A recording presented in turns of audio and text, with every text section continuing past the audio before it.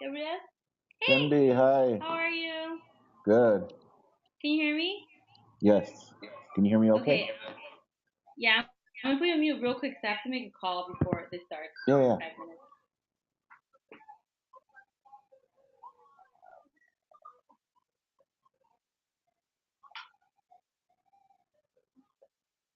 Mm.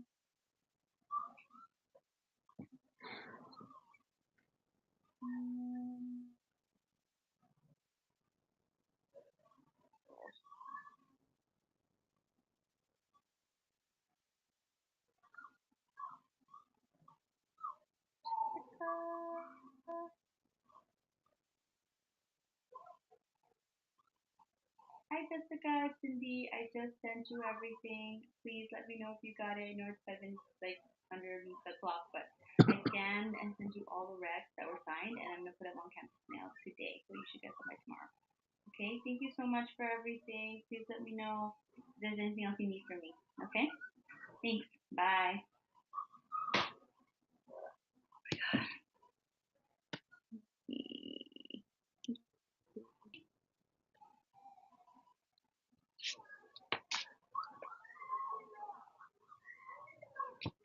Ooh, I have background noise. Can you hear that background noise? Is that me? No, I don't know. Does it sound like kids? Okay, Is let that me you? close these windows. It's because there's a pool right behind this classroom. Oh, no wonder. Yeah. That makes Okay, I'll sense. be back.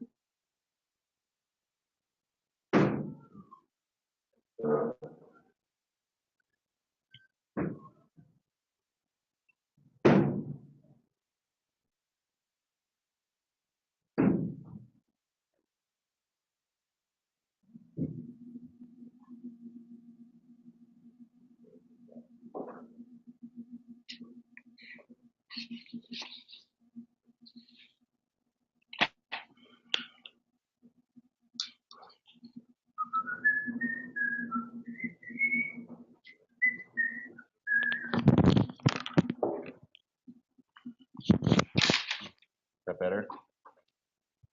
Yeah. I How I are was you? good. It's been a long time There since you and I have talked. I Like talk know. talk. It has yeah. How's it going? How's the new gig? How do you It's like it? it's pretty cool. It's still really slow because I mean I'm the first person in this position, so Mhm. there's not a list of what to do or who to meet or anything like that. We're kind of making it up as we go. So just connecting Mhm. with people on We campus. broke. Oh, okay. That makes sense. I'm gonna mute everything because all my stuff is on loudly. Hold on. I'm gonna try to get out of because I was on Outlook in my laptop. Uh-huh. Trying to get off. Do you like it so far? Oh yeah. I mean, part of what I like is it's not where I used to work. So like that already, that's in terms of like stress relief and just a whole lot of things. Um, That's but I'm more excited, about the students that we work with. It's my mhm. hometown. Oh, So nice. yeah, so that feels really good to be able to be working there. And then Mhm. and just coming up with ideas already that seem to be like to me they seem to be like something. I think people have had these ideas, they just haven't had anybody in there to implement them or to think about Mm. them further. Like it's the kind of ideas that people would have. They're drinking tea with someone like, hey, maybe we should try this. Oh, that's a good idea, and then the idea is lost. Like Right. so, I'm sitting there like, hey, maybe we should do this, and people are like, oh, that's a good idea. I think I've thought of that before, and it's like, oh, cool. Then how would you have done it? Well, I don't know. We didn't really get into it that far. Like, all right, give me a week. I got this. Ah, So okay. yeah, it's That's exciting. good. And people, it's kind of because no one's ever had the position. People are excited. People are nervous. Mhm. People are uh, like the people who fought for this position to even be created. They're like, okay, Mhm. got him. Yeah, now what? And who has what authority? And it's working out all those Oh things. yeah. Yeah, so it's cool. And you, how's yours? Good. Where were you working before? I was Oh, working at it's a, good. what's that? Busy. Oh, you're answering Oh, my, I said it's busy. It's getting oh, really okay. busy right now. Yeah. Summer's coming. Oh, Hello. Hi, Jessica. Hi guys, can you hear me? yes. Yes. Oh, Yes. well, thank you so much for joining us. Gabe, Cindy, I'm Jessica. Naomi, nice to see you again. I know. Hello. Hi, Naomi. Nice to meet you. Nice to meet you, Jessica. Hi. Yes, Thank you so much, guys. I can't wait for our dialogue to start. I guess I'd like to start out. I know sometimes it's a little bit, sometimes people wonder, like, why are there not more people here? But I've been finding out more and more as we've been doing these Connect series that a lot of, I'm finding, are actually using these dialogue sessions in their classrooms or in their university classrooms to talk a little bit more about different issues that we've touched on in the Connect series. After we download them and we upload them to our website. So I don't want you guys to get a little like nervous that like nobody's joining us, because definitely people are watching these and connecting with us in that way. And I've been getting feedback from people, and they've really enjoyed them, and their students have as well. That's awesome. Great. So it looks like we have about 3 minutes to start. Do you guys have any questions before we begin? Well, how does it usually run? Because I did see one when you first sent it, and I know it's like an hour long, or how long is it usually? Oh, I'm sorry, you cut out for a second. I didn't hear your Oh. question. I want to know how long do they usually run? Like, because I saw a previous one and it was like an hour long, but I didn't know how long they typically run the session. So promptly at 8 o'clock, Eastern Standard Time, so it's about 8 o'clock here. And then we usually finish up right about 9 o'clock. But who knows, if we're really engaged in dialogue, we can keep going. But roughly an hour. Oh, okay. Yeah, that was my question. It's 5 over here, so it's Perfect. really sunny right now. Yeah. When so already there's been a few times where like the screen has paused or something like that. Is there a protocol like for going back for someone's answer or a sign to make so people know that the screen? Not really. It's just kind of, I'm sorry. It's just kind of an open dialogue, open conversation. So we don't really have a set kind of protocol for that. Okay. Gabriel, let me just say, if you notice that the screen is going out, there is a chat feature that should be located the upper right-hand side. If something happens to go out, if you chat, we'll see it because it might be your connection. Okay. All right? Cool. Thank you. You're welcome. And I know in our last Connect series, I actually had one of my panelists, the building that they were in, the power went out. So for some odd reason, if that happens, she was actually able to call on her cell phone. And so we couldn't see her, but we could still have a conversation with her. So that's like worst case scenario. Yeah. Hopefully that doesn't happen. Hopefully, you never know. Great. So where are you, Jessica? You're in the East Coast, or? Yes, I am at George Mason University, which is in Fairfax, Virginia, so it's right outside of Washington, D.C. But I actually live in New Jersey, so I was there today. I go down about once a week down there for meetings and things like that. But I pretty much work from home because I'm right at the end of my program now. So I'm getting ready to do a dissertation proposal. So cross my fingers. I had a meeting about that today, and it went well. That's awesome. Congrats. You're almost Oh, there. thank you. Yeah. Almost. And Naomi, you're also in another part of where are you, Naomi? I'm actually located in Texas, Houston, Okay. Texas. Yes. Nice. Yes, at the Texas Southern University. Oh, awesome. I'm going to be in Fort Worth for Encore at the end of the month, so I'll be in Texas. Well, we'll Excited. save some heat for you when you come. Oh, yes. Texas heat is special. Here it's just hot. It's just warm, dry heat. Yeah, we have the humidity. I was just down in San Antonio for the AERA convention, and it was hot. I bet it was. Coming out of the airport, it just hit you like a ton of bricks, and it was cold and rainy when I left here in the high 40s, so it was a big adjustment when I got there. Certainly. Everyone looking All right, at you like, why are you carrying that jacket? Pretty much, yeah. All right, guys. So we're gonna get started. Hopefully, we'll have more people join us live. But if not, I'm sure we have plenty to talk about. So, just to get us started, then. So welcome to the Connect series. My name is Jessica Schwartzer. I'm a third-year doctoral student at George Mason University. Naomi Lawrence Lee is a doctoral student from Texas Southern University, and we're members of the American Educational Research Association Graduate Student Committee. The Division A of AERA is focused on administration, organization, and leadership. And the Graduate Student Division of AERA Division's goal is to strengthen and broaden the graduate school experience for Division A students by bringing together grad students with scholars, researchers, and policymakers in the field of educational leadership together. The Connect series is a vehicle that we use for connecting grad students through a series of virtual panel discussions or webinars focused on current themes in educational leadership related to policy, organization, preparation, and practice. For those of you who might be joining us live or watching us after we've already done this and you're watching the recording, be sure to visit us using Twitter at Division A GSC or on Facebook at AERA Division A Graduate Students. If you're joining us live, you can just participate by typing in questions in the chat, and we'll be sure to pose your questions to our panelists. So let's welcome our panelists for the evening.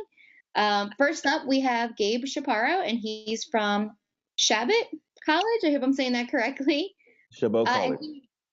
Perfect. So he is the STEM Center Equity Director. So Gabe, why don't you start out and say hello and tell us a little bit about yourself and your role right now.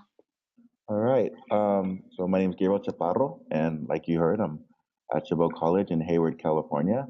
I am the STEM Center Equity Director, which is a brand new title and a brand new position. We're actually trying to create what it is that we actually do right now. So we're in the thick of having conversations about what it means to be both directing the STEM Center and keeping equity in mind. Hayward is a very diverse community, as are some of the surrounding communities of the East Bay near San Francisco. And a lot of our numbers when it comes to who's succeeding in and STEM drop for our students of color. So we're beginning to really put a focus on using the STEM Center as an opportunity to work with students and to support them so that they have a stronger STEM background. Yeah, so that's what we're doing. That's where we're at. Perfect. Well, thank you again for joining us. We really appreciate you giving us your time. So next up, our next panelist we have joining us this evening is Cindy Bendezu Palomino. I hope I'm saying that correctly. I apologize. Joining us from Santa Monica College. Cindy, if you want to say hello and tell us a little bit about yourself and your role and your position. Okay, thank you for the introduction. So my name is Cindy Bendezu Palomino. I am the project manager for NASA and student equity here at Santa Monica College. Basically what I do is I do two jobs that are slightly different, but they both impact the same population of students. So I work one managing a NASA grant that Santa Monica College got the minority underrepresented research experience and also curriculum improvement. And then I also work with the statewide equity, which is probably something Gabe is familiar with. And it really looks at closing achievement gaps where we see that students aren't succeeding and where there's no equitable practices or more campus-wide things that we have to focus on that are not just STEM, but really encompass the entire population of students. And we are in Santa Monica, and although our geographical population does not, our geographic location does not reflect our population of students. We are an HSI, so the majority of our students are Hispanic, and they are commuter students. So they come from different neighborhoods, mostly low income, they're first generation students. So really focusing on those students and engage them in STEM. And how can we not only get students to go in the courses, but also retain them and make sure they transfer and are successful once they transfer. So yeah, that's what I do here. Great. Well, Gabe and Cindy, thank you so much for joining us. So tonight's discussion, because this is Division A, we do focus on leadership. We're going to be discussing more specifically about leadership for STEM with marginalized students. And because our audience is graduate students who are involved in ed leadership, I usually like to start out very broadly and kind of providing a context for the graduate students who may be watching this. So for them, I guess let's just start simply. What is STEM, and why is there such an emphasis placed on STEM right now?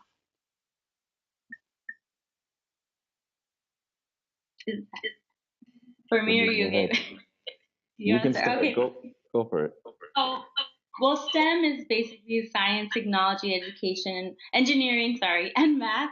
And what we're really looking at here at Santa Monica, and I think more broadly as a nation, is that there are so many opportunities opening up, especially in like programming, coding, in computer science, and engineering, where there's not the workforce is not prepared and we don't have enough students or young people going into those fields. And what we see here specifically, and also across the country, is that a lot of underrepresented students, so Latinos, African Americans, women, any underrepresented student is not well represented when it comes to STEM pipeline, and who is actually not just transferring but graduating and then securing employment when it comes to the STEM fields that we're desperately in need of, fulfilling those roles. And that's the future, pretty much. Like that's what a lot of the funding is going towards, and that's what we're really focusing on, because there are fields where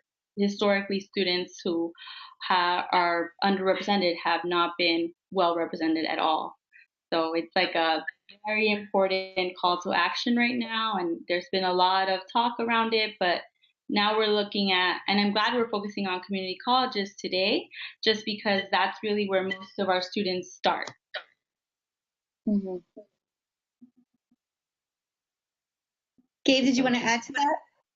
Yeah, I think a part of why we're looking at STEM so much is if you walk into Google, if you walk into Facebook, and I'm in that area, so when I say when, it's because we have. But even you don't even have to. Like you can walk into your hospital, and if you look around at all the people who are the doctors who are in charge, um, and you try to match them to your skin color, if you're me or darker, um, chances are you're not going to catch someone that matches you. You're not going to see someone that looks like you. And what that does for some of our younger students is that cuts their ambitions. And make it says, well, that's not a space for me. You walk into a college classroom, and if it's at a 4 year, or yeah, I mean, if it's at a 4 year university, chances are the same thing is going to happen. And so there's this automatic, this kind of disclusion just because you don't even look like people, and that matches up with a lot of theoretical ideas about people feeling how worthy they are for those spaces, feeling if they're in a space where they belong. And a lot of times the challenges that have to do with STEM, it's not the math, it's not the science, it's the do I belong here? And so until we have more people that look like us in those spaces, that's one of the things we're challenged with. I was talking with some people today about our Latino population and how their math is such a challenge for them, and we were talking about the entire pipeline. Like, yeah, we're working at a college right now. We're trying to get them into a university, but when it comes down to it, math is hard. Is the message that they've been given since they were much younger than by the time we got here. So how do we turn a spin on it? How do we put something on it that says, yeah, math is okay. Math is hard. Let's call it something. Math is challenging. Let's say that it's something else. Let's stop saying using words. Let's stop using ideologies that say that this is you can't do this basically, and that you can, or rather that we can, and support in that way. Um, yeah, I wanted to say something else about that. Oh yeah, another thing about it is, when it comes to the world of STEM, I mean, we're talking about researchers.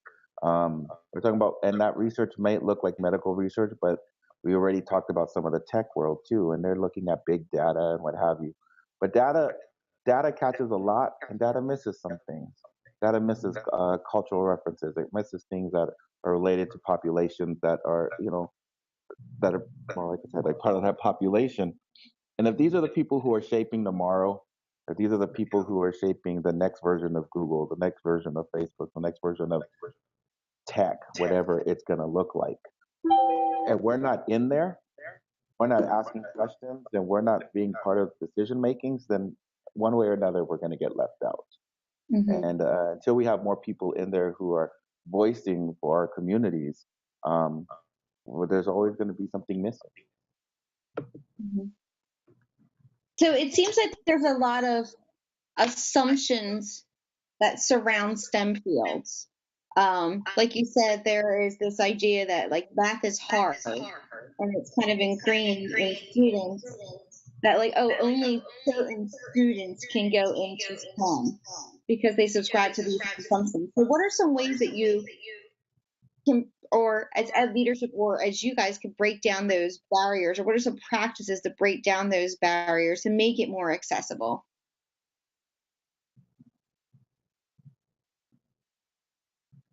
She muted. Cindy, are you muted?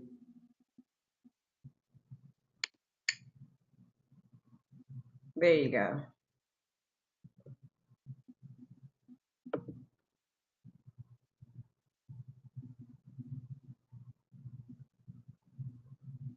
Cindy, can you hear us?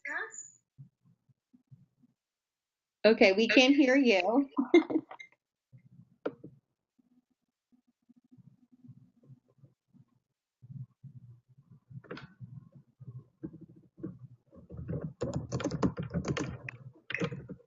Okay, I think Naomi is going to send you a message right now. But Gabe, maybe you can talk a little bit about that, about those assumptions that people hold as students about these STEM fields, science, technology, engineering, math. What are some of the things that you may do, or some things that leaders can learn about making the field more accessible by, what are some of the practices or things to overcome those barriers? So one of the first things that comes to mind is to, well, I don't think any of us can say that math and science and all those things aren't hard. If we start saying that kind of messaging, then we're lying. It Yeah. is hard. The messaging that we need to get across is that you can do it. People have done it. And so bringing in people of color who have been successful in those fields as examples, particularly people who have followed similar tracks, like maybe they went to community college, since I'm working at a community college and what have you. But definitely changing what STEM looks like so people know that the hard work that they're putting in, that they're not the only ones who have ever gone down that track, although not many people have gone down that track when you look at it percent wise and what have you. So bringing in guest speakers, bringing in people, taking them to places like taking them to different tech places or just different STEM places altogether to meet people who are there, doing some extra legwork about those places and specifically asking for people of color to work there, to meet our students of color, so that there's a connection. Uh, and Mm-hmm. and and then some, yeah. Sorry, I'm like thinking faster than I'm speaking, or speaking faster than I don't know. but um, but yeah, I mean, making that connection, having them meet people who are in the field and who have gone down similar paths. Some of the other things that we're doing that we were just discussing actually today again is so our Puente project at Chabot. Puente focuses on Latino students and uses the cultural base in their English classes uh, to strengthen their English experience while they're at community college. And there's a high school version of the program as well. But it's not tied into STEM. So they have a specific counselor that works with them, with the Puente students, and they help map out their school year for the next 3 years to make sure that they get out of community college and are able to transfer. And a lot of them are having challenges with math.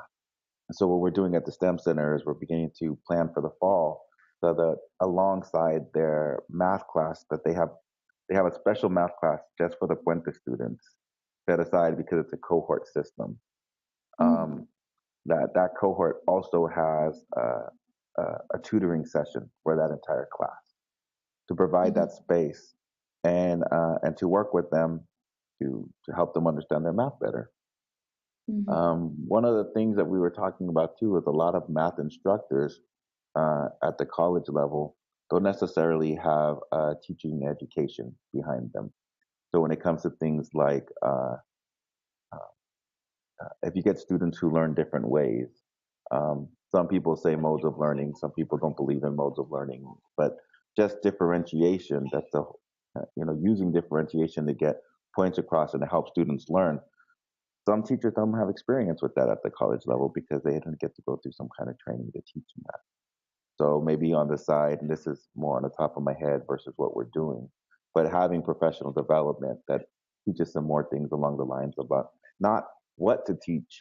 We know the teachers know the subject matter, but how to teach and other ways. Because, it's very difficult to tell faculty. You can't tell faculty you don't know how to teach. That's not the way to go.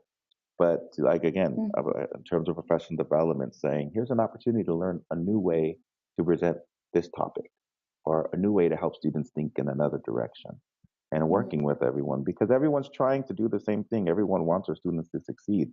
Question is how. Mm-hmm.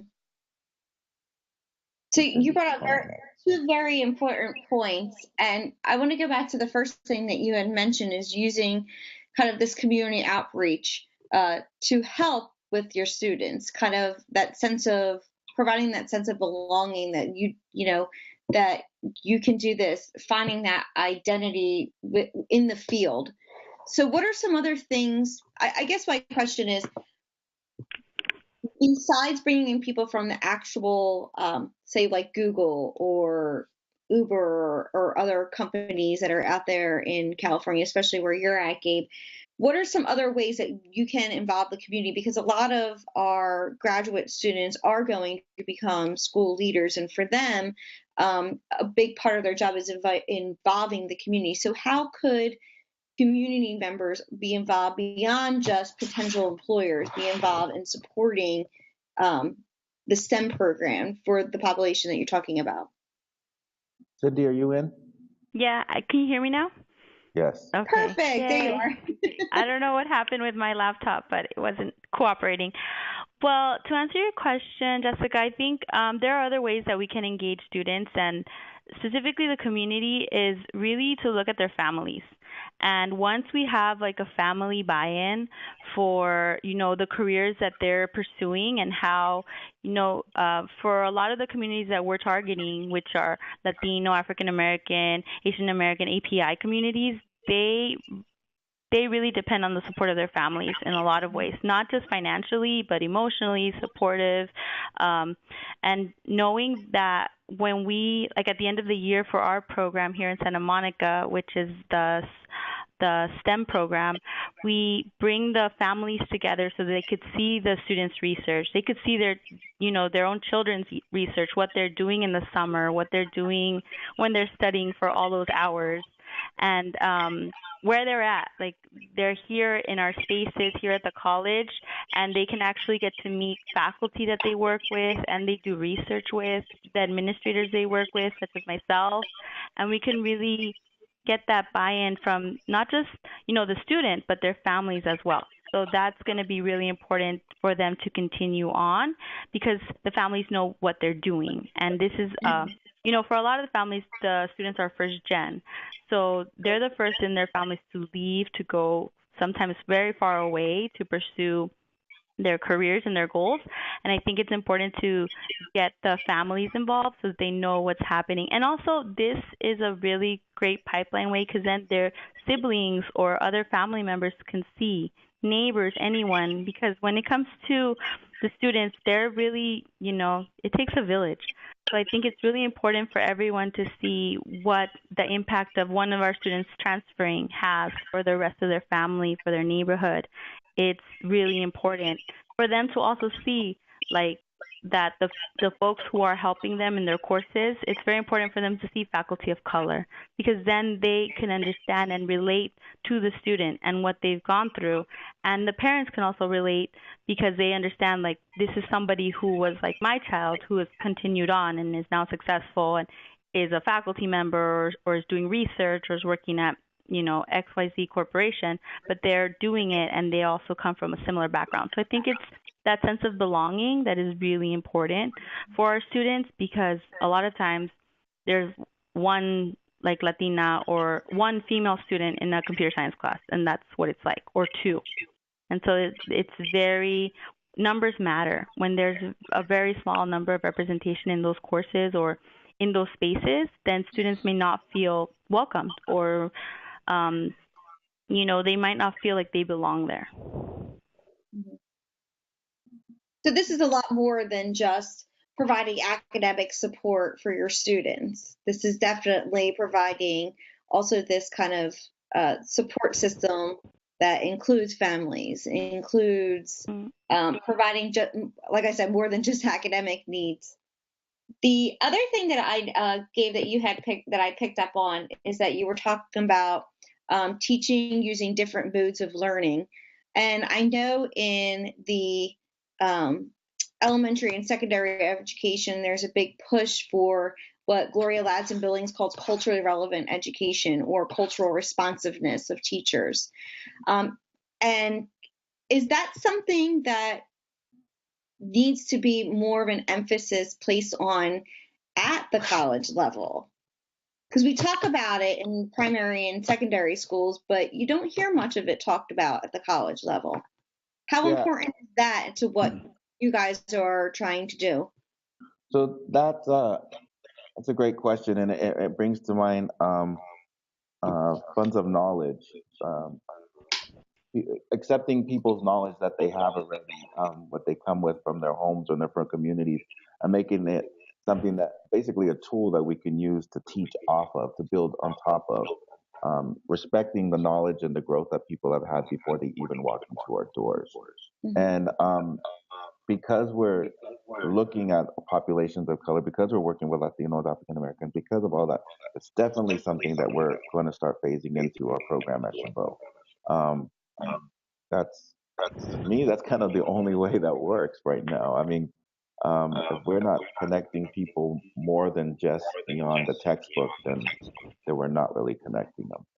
Another way that, or one way to approach that actually, is to start asking people from the get-go, think about your communities, think about issues that are in your community, whether it be whatever community, your family, your church, your street, your city, your state, and what can STEM do to solve those problems. So that really connects to where the student is from. And then once the student, or maybe it takes coaching, or maybe the student has a great idea, then you start tying in. So now that you have this STEM idea, what do you need to learn? How do we map out what you need to know to get to that solution, to make it happen? And who do you have to talk to make it happen? Because getting a STEM degree is one thing, but a lot of the networking is important also. Who you know, where they're from, if they're in your field or not. I mean, there's tons of research out there that tells us that, you know, that it's almost it's our weak ties that actually lend us to more career opportunities than our strong ties. It's people who we've met at a networking event, and all we have is their business card, and they're on LinkedIn, and we don't talk to them all the time. But all of a sudden, they post a job, and it's completely lined up with who I am or what I am, and then you get it, right? Or you apply for it. There's more opportunities that way. I guess what I'm saying is, shorten it up a bit, is that yeah, I mean, tying in that cultural aspect, that side of it, is really important. I guess I was saying two things: that, and then opening the doors up to networking and to meeting people who are out there, for their teachers.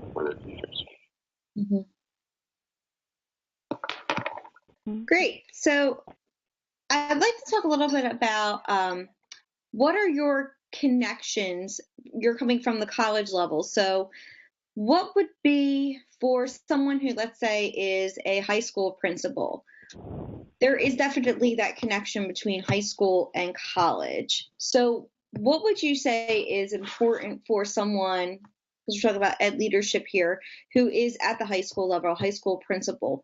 What do they need to know so that way their students who are Latina or African American or Asian American coming into a STEM field, into college, what are some things that they can do to better prepare their students, or how they can help them to be successful in STEM at the college level? I'm writing down your questions. Give me a second. Sure. Or even too, I would say at the elementary level as well. I know here in New Jersey, STEM is they're phasing in where there are STEM teachers, and they're creating it kind of like as a special class that students go to once a week. They have a STEM class at the elementary level. So even an elementary school leader, what can they do to help prepare students to go into STEM careers later on, particularly with underrepresented students in these areas? So in East Palo Alto and in East Menlo Park, it's called Ravenswood School District. That area is high in Latino, African American, and Polynesian communities. What they've done, and I thought this was great, is in every elementary school they have a maker space, and in this space they have just a ton of material to be creative, but to use aspects of, I mean, if you really broke it down, aspects of physics, aspects of chemistry, aspects of computer science for students to be creative. I saw one project. It was the Earth on a sheet of paper, and on the backside they had lined it with two rows of copper tape separated from each other by a gap. And the idea was that they were going to have a battery off the paper, run one line of the current to one of the copper wires, one line of the current to the other. But on the art side, put little lights so that there were lights that circled the entire globe. So it's using art to get circuitry across, right? So this space is open to K through 8. So the kindergartners go in there and they just play with some of the things, and there's some things that they're not allowed to play with because it's maybe more dangerous or whatever. But as the students get older, they have everything from logic boards, they have computers for coding, they have robotics, so they have to learn some coding so they can make the robots move. Um, and all of these things they normalize STEM. They start making it so that it's something that students just think is a part of their life, or something that's special, if you will, or something that's different, or something that's even hard, right? And so I watching that, seeing the program, seeing the projects that the kids had, seeing that they were working with object, I mean, and, or, if, all of those types of things that some people don't see until college. They're in elementary school already getting a feel for it. I think is going to be helpful in the long run when they start going to high school, when they go to college, and what have you. Yeah, and just to add on to what Gabe said, there's a lot of things that now more elementary schools, so basically K through 12, there's a huge push for STEM, and especially looking at underrepresented students and low-income students. So what's happening now, specifically in LA, we have like a STEM hub, so it's a network of educators from the entire spectrum, from K through 16. And we're really looking at ways to connect students with opportunities. So there's a lot of push for helping teachers, right? Educating and training teachers on how to be better STEM teachers and faculty. And there's a big push from a lot of the, not just the principals, but I think really the community, where they're doing, like Gabe said, maker spaces and also robotics club. There is a very, I'm sorry, no, there's like an echo. Sounds pretty bad. But there's a push to get in robotics. Oh, I was muted. You're back. Okay, let me see if I can. Does it sound worse or better? Not sure. Can you hear me? Yes. We can. Yes. Okay. So Perhaps we all need to mute ourselves and just let the speaker microphone be live. That might help with the feedback. yeah, because I hear a lot of the there. Okay. So I think what's being done is also that there's a lot of like robotics clubs. Like in my nephew's elementary school, which is mostly Latino, they're starting a robotics club and they're really getting students to compete and go on and really be engaged in that sense where when I was in elementary school, there was no robotics team in the area where I live, where it's majority Latino and African American. And they're also starting to make connections with larger corporations, like with SpaceX, especially here in LA, or JPL. So they're taking students to JPL. They're doing field trips, like small things that can have a larger impact, where students can see themselves in those roles. They see what it looks like. And what I've seen a lot of high schools do as well, high school principals, is they're pushing more towards very specialized schools where their whole focus is STEM. Like that is their focus. And some even as specific as women in STEM. So they're really trying to create those spaces. And it's like what we're doing here in Santa Monica where we have cohorts. So we have students in much smaller groups, I mean smaller as in 100 students, but they're all in this cohort and they're going through their courses together. So we're keeping them together so they can support each other. They have tutoring. And I think those are the things that they're starting to do, not just, in the colleges, but starting in K through 12. So really exposing young men and women and students of color to coding, because we know that these are things and skills that they're going to need in the future. But a lot of the students don't have access to those things. They don't have access to programmers and all those different aspects that they need to start to think about now. But when I see like my nephews playing with like M-bots and like taking them apart and putting them back together and what that looks like, they're doing a lot more hands-on activities, which I think is really being more effective and having students feel like they feel empowered. They feel like they want to do these things and they can, and they're being successful. So how can we get students to not just in the classroom, which is also very important, but outside of that, what does that look like? So getting them involved in these specialized clubs or programs. Like there's a program I think up in the Bay also called Girls Who Code. So it's all specifically targeted towards women and young girls, so they can see themselves there.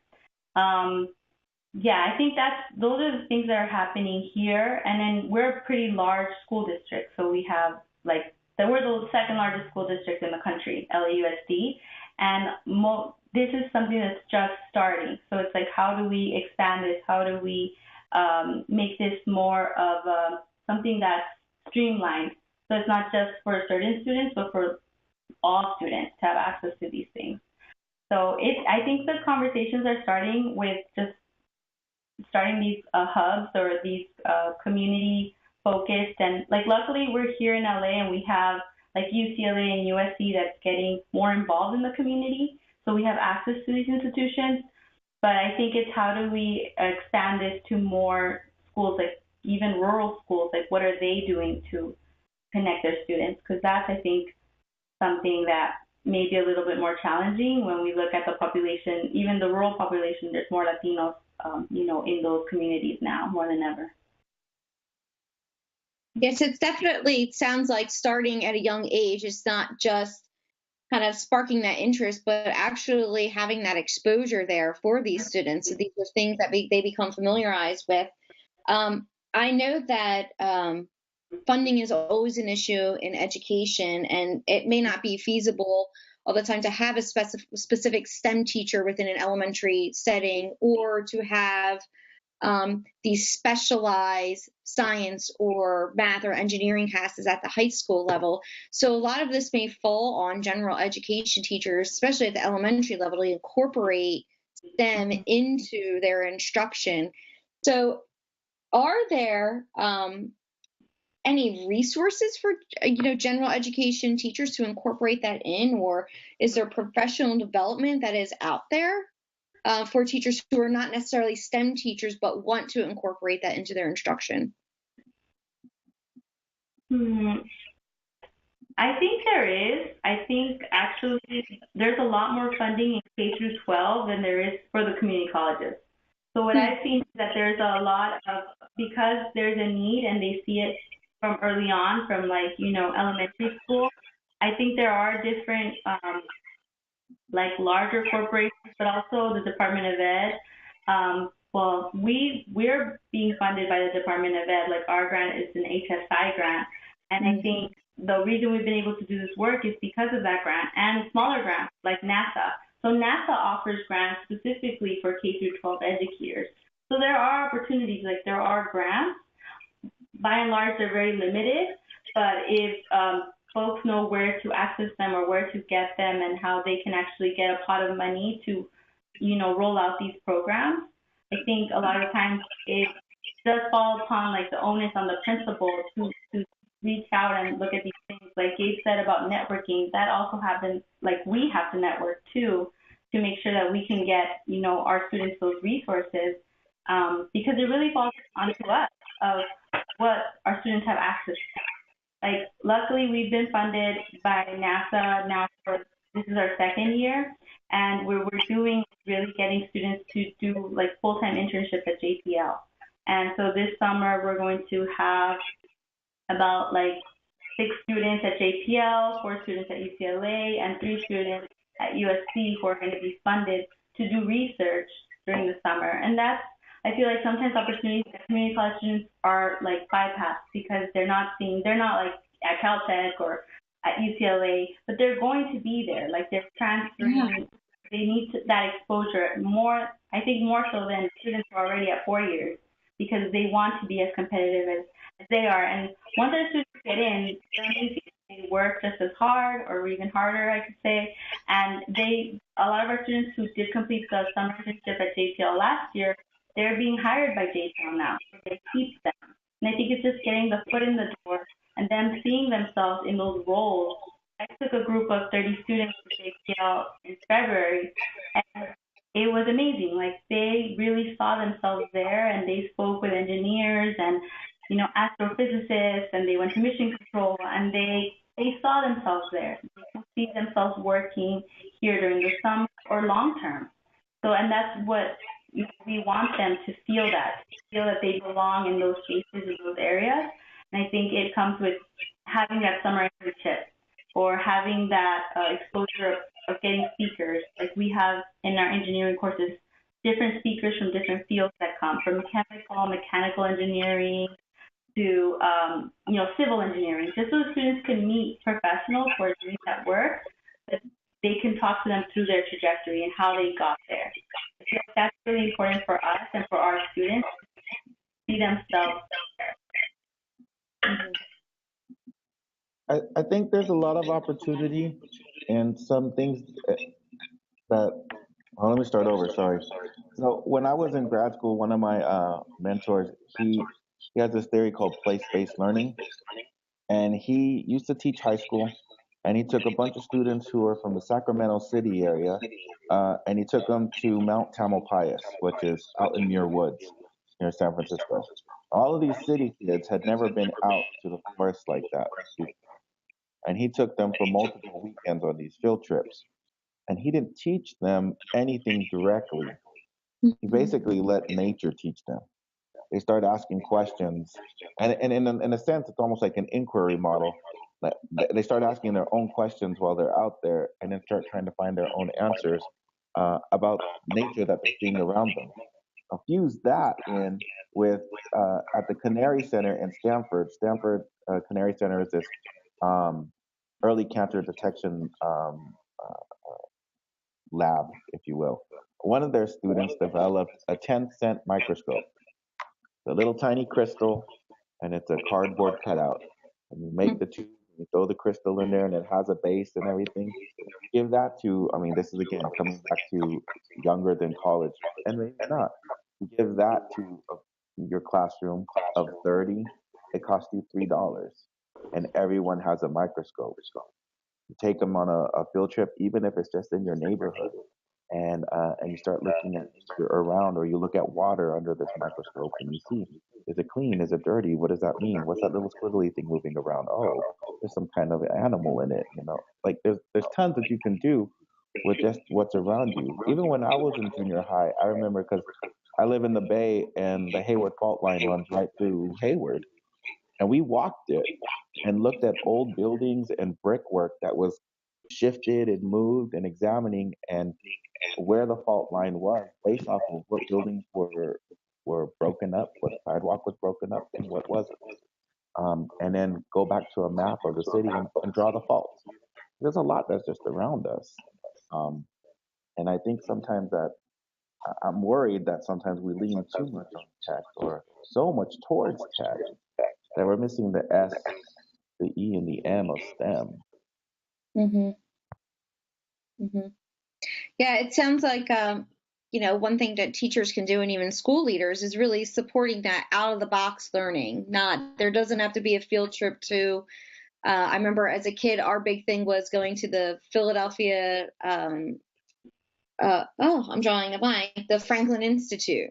You always went there, but there's so many opportunities that our teachers could have taken us just out behind the school and let's be around nature. So that's definitely an opportunity there. Amazing story. I guess going into, well, first off, I know we keep mentioning STEM, but I know that STEAM is also something that's been gaining some traction. So for those of us who might not be familiar, can you talk a little bit about the difference between STEM and STEAM? And what are your kind of thoughts on that? Every time we get asked a question, I'm like, Cindy, you want to go? Should I go? Do you want to go? No, Do you you want to can go? go. You can go first. So the A in STEAM is fusing in art with science, technology, engineering, and math. So that's where the A is. And that, I mean, I was talking a little bit about that with the makerspace earlier, but it also brings to mind something called design thinking, out of the D School in Stanford, and it's this 5-step way of basically getting to a quick prototype of any kind of product that you might want to develop. I'm really compartmentalizing. I'm making it much smaller than what it is, but it's when you start trying to solve problems, it's fusing together multiple disciplines, and a lot of times in STEM we've forgotten other disciplines as well. Um, and art, I think, forces that in there. And when you start using art to to either describe things in STEM, or to come up with solutions using multiple, it kind of goes back to the differentiation. Like you're using multiple sides of the, I don't want to say multiple sides of the brain, multiple ways of thinking. You're using other people's skills. You're causing people to work together. Let's say I'm not the artist. Let's say I'm the guy who understands electronics the best. But we got to do a presentation of this thing, and it has to look good. All I can do is the wiring. So then the person who is the artist who's working with me helps it look good. They're learning the circuitry from me. I'm learning how to be more creative from them. Together, we create a product, and that's where STEM is going, or that's where STEM is. No one person does anything. Word wasn't written by one person. PowerPoint wasn't written by one person. Photoshop, I mean, every app, nothing was written by one person. Even the apps on our phones, somebody did the artwork, somebody did the animation, somebody wrote the code, somebody did the marketing. I mean, it's a huge team effort. And when I was growing up, everything seemed to be so individualized. And I think STEAM allows for us to be a lot more inclusive of other people, and then teaching us more about how to work together. Mhm. Yes, I agree with Gabe. I think STEAM is definitely where STEM is really going towards, and definitely infusing art. I think for us, we're right now in the midst of creating a makerspace here at SMC, and we're working very closely with the art department as well, because not only are a lot of our students, amazing when it comes to engineering and math, but they're also very creative. So it's like, how do we infuse both of those aspects, and how do we expose students who are in the arts to, engineering and programming or coding, and how do we expose our students who are already very well versed in that to art? And I think just by working together, we're like purchasing a 3D printer. And so that's something that we can both use, like both of our departments can use very well. And it's also kind of going, like you said, like looking outside of the box, and our students are developing CubeSats, which are these very small, like compact, very low satellites that NASA is launching to look at like the surface of Mars and to try to find craters to look for water. So our students have actually been working with an engineering program at ASU to create and like develop these CubeSats. But they've also had to think of design, right? And I think that's an aspect where the art is really infused of like, how do you make a small, low cost but durable design? And I think there's a lot of like intersectionality to STEAM that we really want our students to be well rounded. We just don't want them to be like amazing at one thing but not exposed to other things that can help support their work.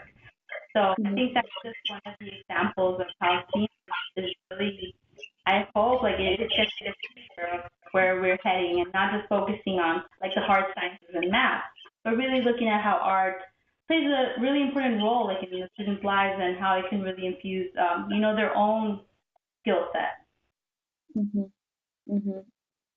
want to throw one last thing in, if I can. Go ahead, Gabe. Yeah. So a good friend of mine who just became Dr. Luis Genaro Garcia, he is an art teacher, and in his dissertation he writes about how art, he can use it as a teacher, and how many art teachers can use it as a tool of social justice. And so sometimes there's a danger in being so STEM minded that we forget about social justice as a whole. What's our connection to the world?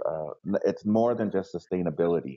Sustainability is important, yes, but what about other aspects of social justice and what have you?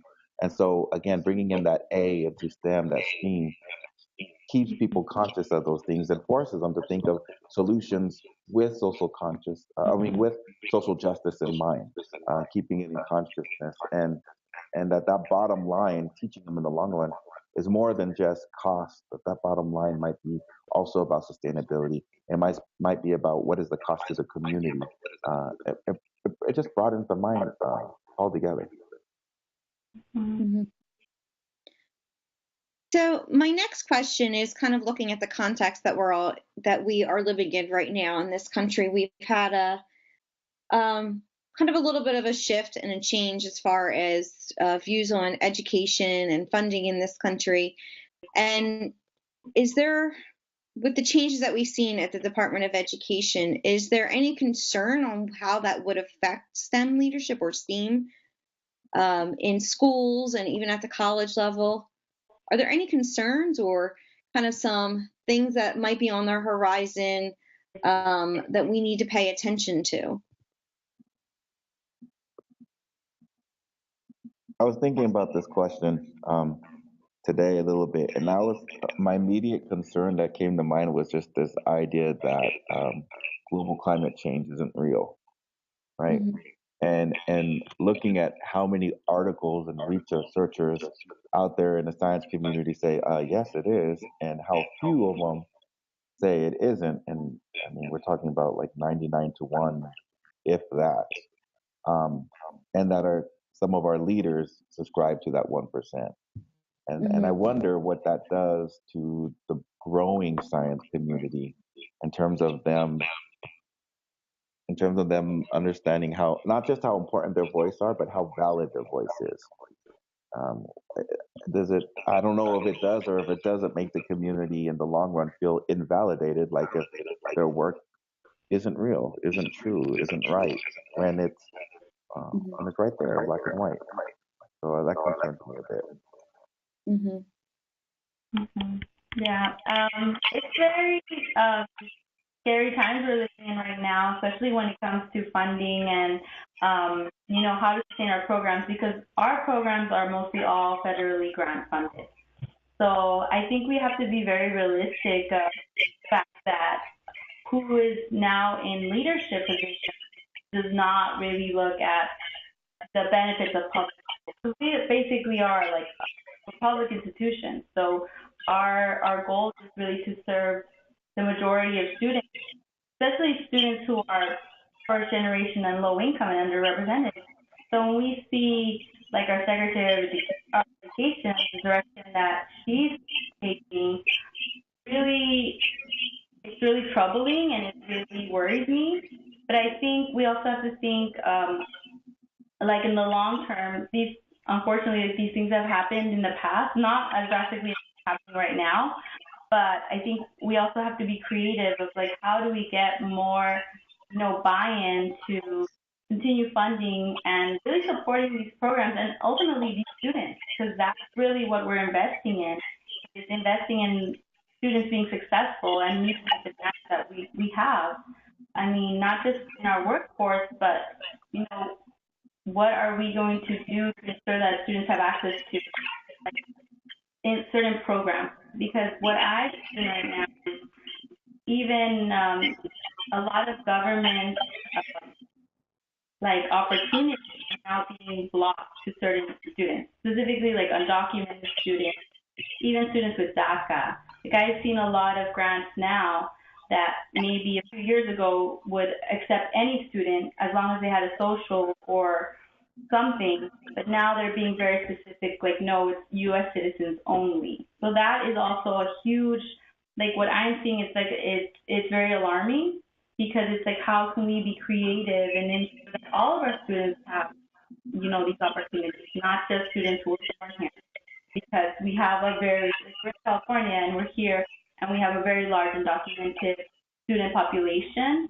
and how can we ensure that these students also have access to resources, just like their peers, right? So I think it's like it's we as leaders in our colleges, in our schools, have to be very creative and really be very intentional in how we target funds and resources, because there's other ways to get private funding that is not comes with the federal restrictions that we're seeing now.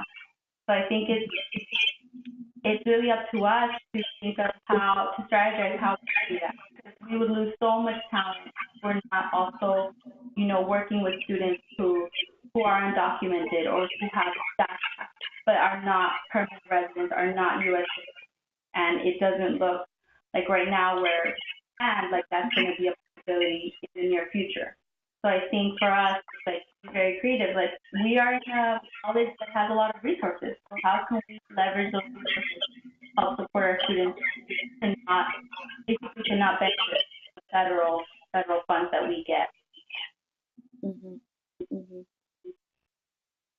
I think when people think of the STEM field, traditionally there's been this very much of this positivistic approach to STEM, that everything's black and white. And what I'm hearing from both of you, there's definitely this social justice thread that really goes through the field of STEM.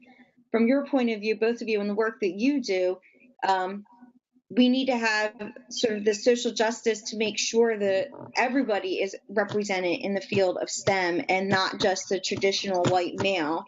But also, I heard a really great, back on May 5th, I had the pleasure of hearing Michael Patton speak, and he discussed how social justice in science, as far as Gabe, you had mentioned climate change as a social justice issue. I mean, we're talking about, the first people to feel the effects of climate change are going to be those who are most vulnerable.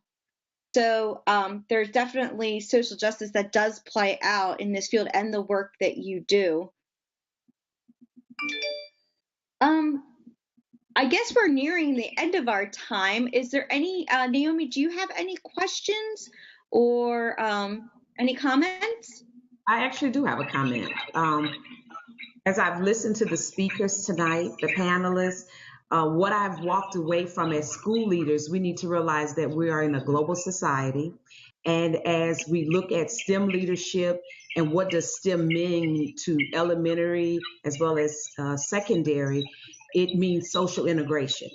That's what I heard. Everything is interconnected.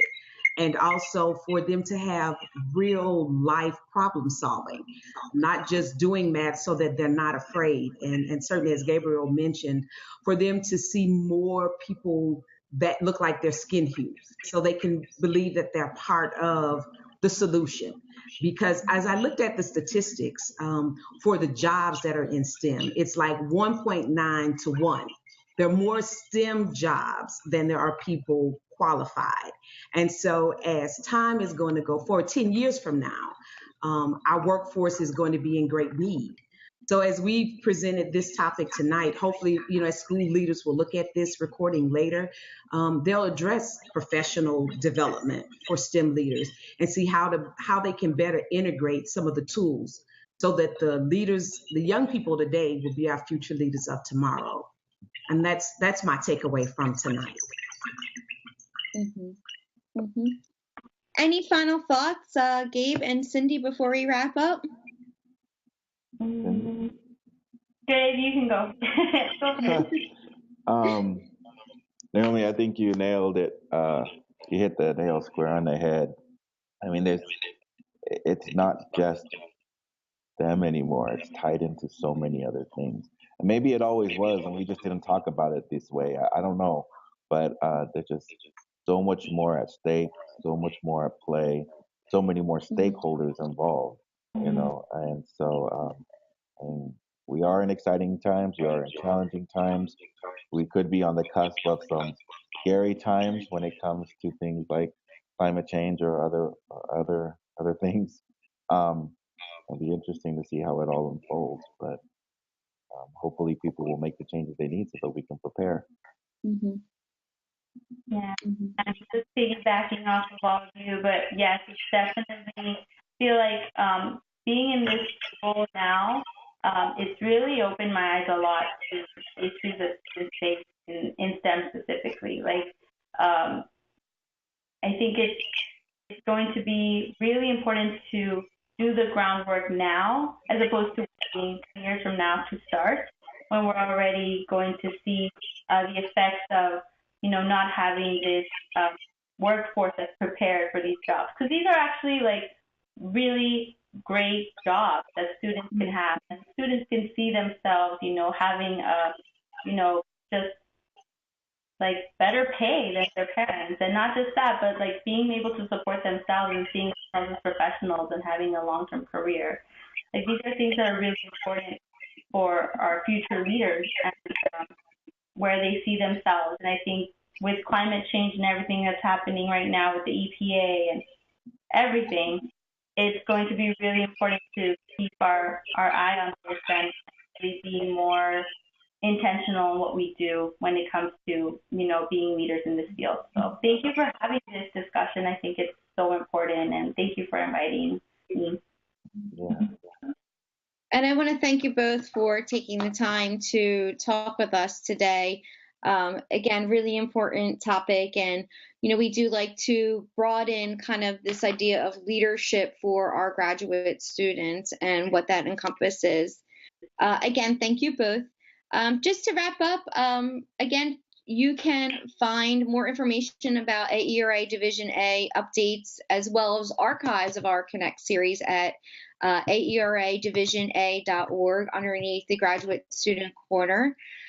So sadly, for Naomi and I, this is our last Connect series for this academic year.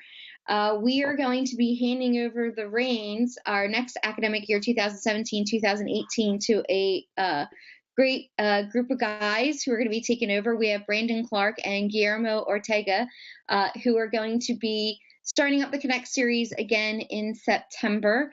So I encourage everyone to keep a lookout for the great work that I know they're going to do. Such excellent guys. Got a chance to meet them a couple weeks ago in San Antonio at the AERA convention. Naomi, I want to thank you for all of your support and your help It's been fun. That it has been. So thank you again, everybody, for joining us, and we'll see you soon. Thank you. Nice. Bye. Thank Thanks you. so much. Thank you. Take Bye. care.